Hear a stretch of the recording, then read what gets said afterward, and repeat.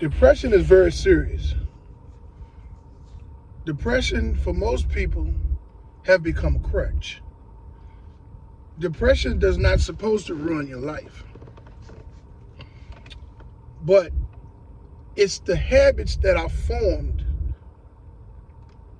due to the vulnerable state of mind that we're in at that time that ruins our lives, such as gambling, self-medication, overly medicating, doctors prescribed medicines, overuse of alcohol, eating,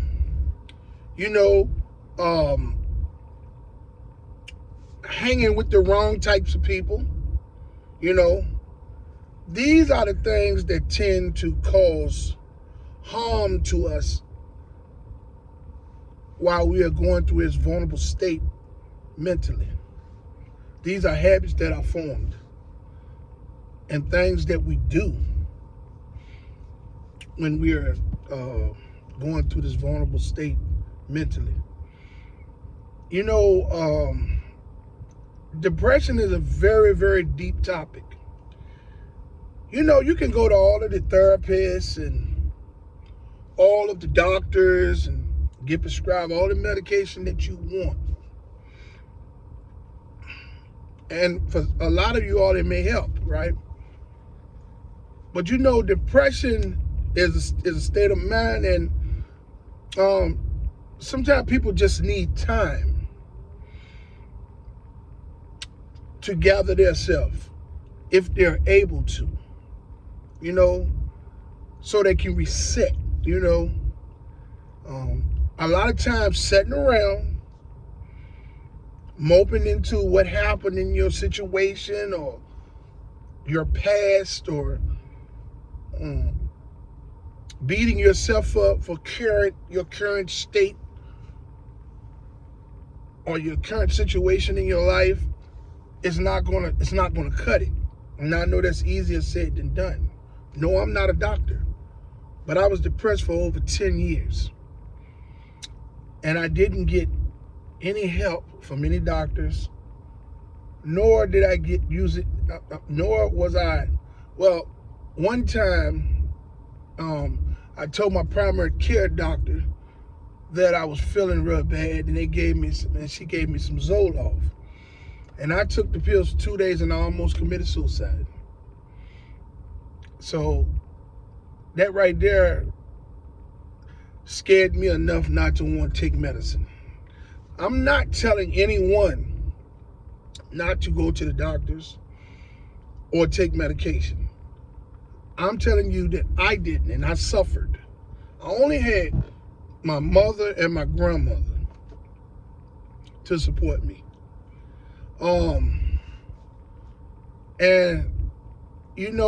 That put a lot of strain on my mother and grandma because they didn't know how to help me. They tried everything they could, but they didn't know how to help me. And I sat and I sat and I sat and I cried and I cried and I cried and I suffered. And the thing that I would do was gamble. I used to play a lot of numbers, bet on football. Those things would numb me a little bit from my depression. Then I invited someone in my life that I wouldn't have dealt with if I wouldn't have been in a vulnerable state of mind. That person's life was all over the place. But they did help me a lot. So I don't want to discredit that person. That person helped me by me inviting that person in my life at that vulnerable state in my life. I was able to understand what was happening with me because they had already been through it and they were currently going through it. Their thing was self-medication. And from the self-medication, they had created a lot of problems for themselves. And I could watch them struggle in their in what they habit that they had formed due to depression. and things of that nature, and not loving themselves. And, I kept coming in with that person for a long time. And I couldn't understand why. In actuality, I know that God put me there for to open my eyes up and see that there's somebody else out there that's far worse than I was. Right? And I did everything I could to try to help someone that did not want to help themselves, knowing that I should have been focusing on helping myself. But I was born a giver. And I was trying to give, even in the most vulnerable state in my life, when I had nothing to give to nobody but myself. I was spending up all the little money that I had left on gambling. Basically, that's the only thing that made me happy, numbed me from the bad thoughts, was gambling. You know what I'm saying? I used to sit around and I would think about my past. The people that I had supposed befriended growing up into adulthood. They weren't really friends. And before I would see things, before I got depressed, with these people that I was keeping company with, and I would wonder, I was like, well, why would they do or say things like that about me if they're supposed to be my friend? And I would brush it off and keep hanging with them. And not until I got badly depressed, I had a lot of time to think. Because see, when you're depressed, you don't want to be around nobody. You want to sit in the dark. You want to just be quiet. You want to feel sorry for yourself. You don't want nobody giving you no advice or suggestions. You don't want that. You remove yourself from society and the outgoing life that you had. If you was a person that had an outgoing life, you remove yourself from all of that. I was a person that had a lot of money for a very long time. And that was an image of myself that I really didn't know existed until I no longer had. And I removed myself from society because I was ashamed of myself. My problem was that I would beat myself up for mistakes, things that I did not achieve, mistakes that I made which hindered my achievement process. When your mama tell you not to do something, or your grandma and them tell you, say, man, look, if you don't do this, you're not going to be able to do that. You get what I'm saying? We ignore that stuff when we're young. But as life go on and life starts to happening for you, all those things come back into play, because the very same things that your parents told you not to do that will cause you hardship comes right back to bite you in your ass. Oh boy, that's when life is really happening.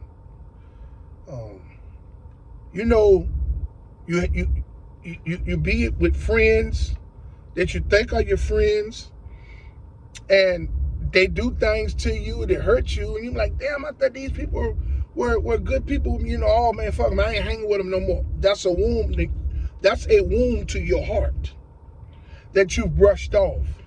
Yeah, I don't have to deal with him no more or her no more. That's a wound to your heart. Over time, life continues to go on. You continue to have situations where wounds get close to your heart. And after so much time in your life, at some point, it all comes crumbling down. And you know, you know, I'm speaking from what I went through. And you know, you can only talk about depression if you've been through it. You know, in my time I used to be a dude that, you know, I would see somebody and I was like, man, what's wrong with so and so right there? He don't look like they're doing too good. What's going on with them? Oh man, they depressed, man. Their girl left them with their mama or mama dad. I'd be like, man, that nigga ain't depressed. That was me back then. Boy, I could have kicked my own self in the ass when it happened to me. Because you're never supposed to question a person's struggle or talk down on another person, because you don't know what that person is going through. You know, life is a motherfucker. And as I was saying in the beginning about depression has, for most people, have become a crutch. Because the habits that are formed during our vulnerable states of mind, the things that we do to cause harm to ourselves, self-inflicted harm, all of the things like the drugs, the food, the alcohol, the gambling, the eating, the being around the wrong kinds of people. These are things that's going to continue to cause you harm. So you're harming yourself by forming these habits in your vulnerable state of mind,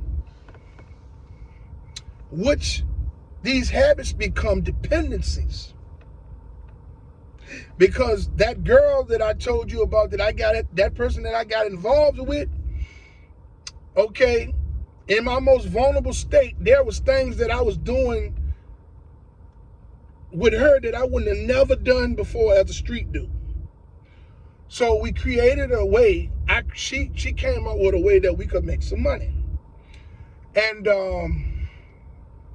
okay, she was the one that could get the money, and I was the one that could get what we needed to make the money. So I depended on her, which, being around the wrong kind of person, became a dependency for me. Because what she was doing would get money for me. You know what I'm saying? She would mess up most of it because she had a problem. You know what I'm saying? And me, I would cuss her and act a fool and all types of stuff like that, knowing that this person had a problem.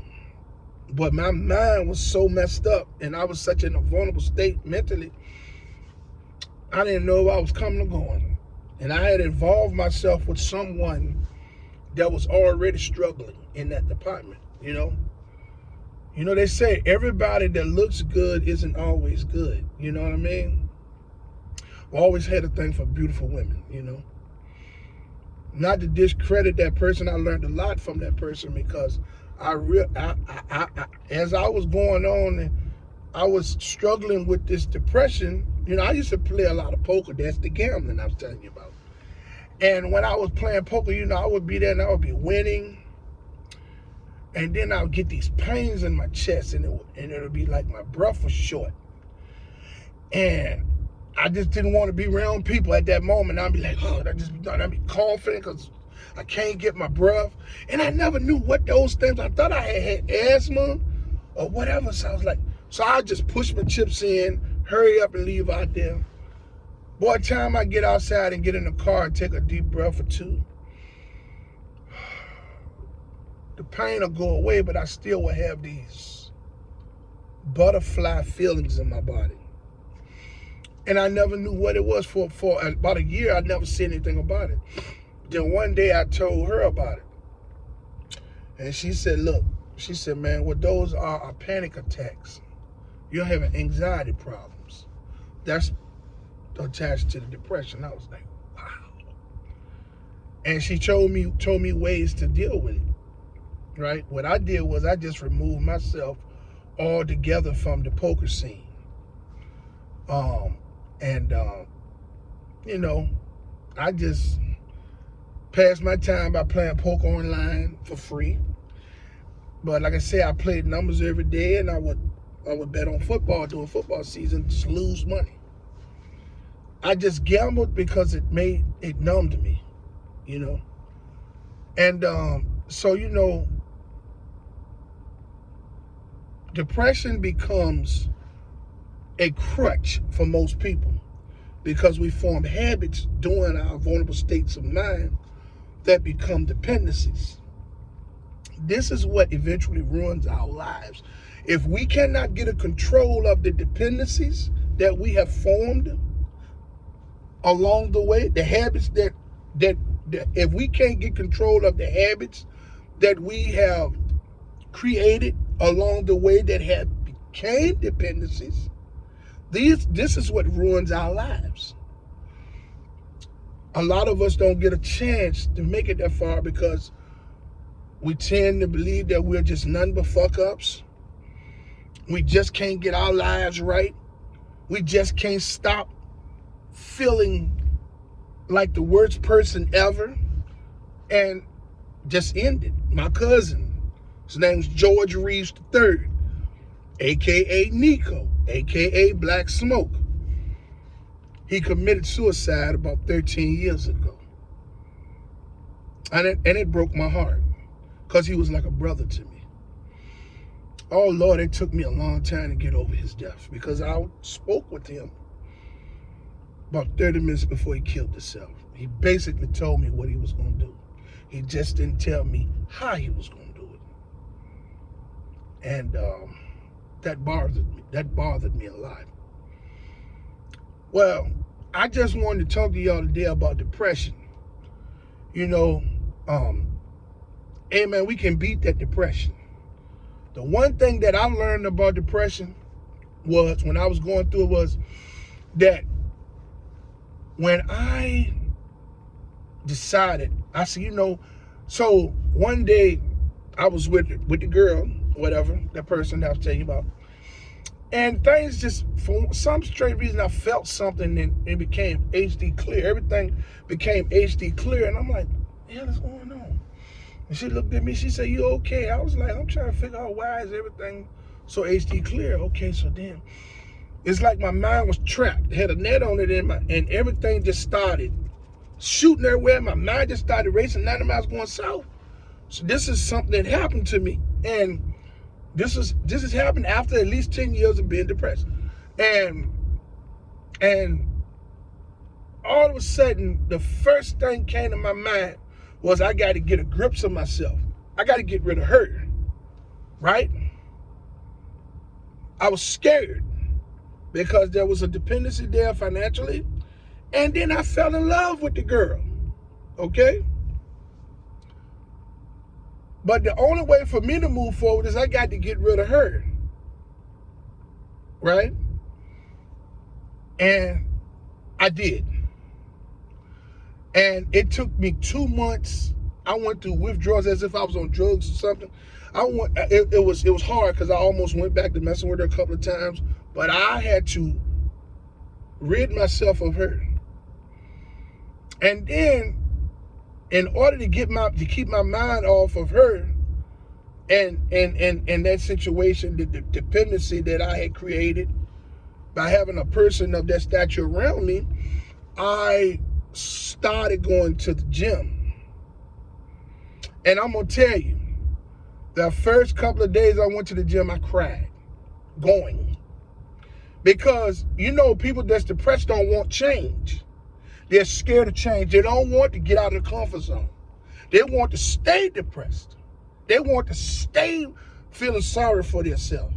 They want to stay accepting the pity party and people giving sorrow to you. You know, they want to stay in the dark rooms. They want to stay crying about what happened to them, or what so-and-so done to them, or what you went through recently, or the state of your life. And I tell you, it was so powerful when I left out of the house to go to the gym. I was scared to death to the point of tears. And I cried all the way to the gym until I got in the parking lot, and I almost didn't go in. And then I dried my eyes and I went in the gym, scanned my card, and I got on the treadmill. And couldn't do much, but I got off the treadmill and then I went to the next one and I went to the next one. Then I started seeing guys with the body that I used to have, and I said, okay. So I was staying there for 30 minutes, and the day I left, I felt a lot better. Then as it started going on, I started being active a couple of days a week, doing what I could do. And then after about 3 weeks, man, I was in the flow of things. My mind started functioning in a positive manner. Those things that were jumbling all over in my mind like that, like it had been released, had started prioritizing themselves in order of the things that I need to do to get myself back in order. Yeah, I felt that being active and getting myself back in a healthy state of mind was what helped me a lot. Plus, meditation. I would listen to tranquility sounds of water and music and motivational speeches, and things of that nature. And it got to the point where I used to try to after working out about 2 months, I would try to make myself cry and couldn't cry. The positive health impact and activeness that I had been doing wouldn't even allow me to cry, because my mind was just going such in a good place. The more I worked out and the more I got to eating healthier, and I was by myself now. I didn't have nobody to be with. I had my mom and my grandma, but grandma was more sicker, and my mama had her hands full with my grandma and my aunt, but both were sick at the same time. And it was me. You know what I'm saying? And yeah, man, it was rough, but I made it through that. And being active, and I know everyone is not able to be active, but there's other things that you can do as far as listening to tranquil music, focusing on a positive mindset. I know it's easier said than done, but if you don't never give it a try, you can't. Getting away from those dependencies that were created in the vulnerable mindset is the first thing. And then staying positive, because that person that I used to be around, when they would get upset, they would go and self-medicate. That was their way of feeling good. And, to somebody like me that ain't never self-medicated, see that, that's bad influence. That's very bad influence. You know what I'm saying? So I just wanted to leave this video there on depression. I hope I was able to talk to us, maybe help someone. Hey, man, if you ever need to talk or whatever, drop me a line in the comments, man. We'll chop it up. Hey, man, ain't nobody perfect. You know what I'm saying? I just speaking out from my experience and, what I've analyzed throughout my struggle with it. You know what I mean?